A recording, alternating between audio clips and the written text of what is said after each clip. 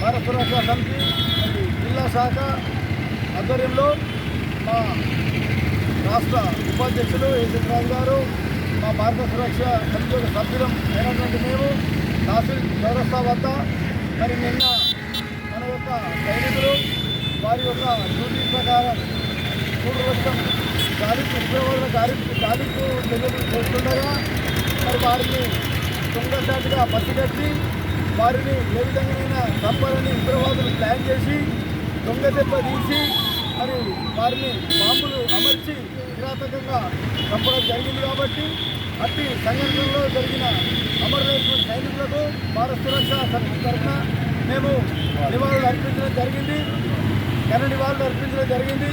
భవిష్యత్తులో ఇలాంటి సంఘటనలు పునరావృతం కాకుండా మరి కేంద్ర ప్రభుత్వం మోడీ గారు చొరవ తీసుకొని అసలు ఈ దేశంలోనే ఈ యొక్క ఉగ్రవాదులు కానీ, జిహాదులు కానీ, సంఘ విద్రోహ శక్తులు కానీ ఇలాంటి వాళ్ళు లేకుండా ఎప్పటికప్పుడు చర్యలు తీసుకుంటే మరి మిగతా వాళ్ళు కూడా ఇలాంటి పనులు చేయడం సాహసం చేయరు. కాబట్టి కఠినంగా వారిని శిక్షించాలని భారత సురక్షా సమితి జగిత్యాల శాఖ డిమాండ్ చేస్తుంది.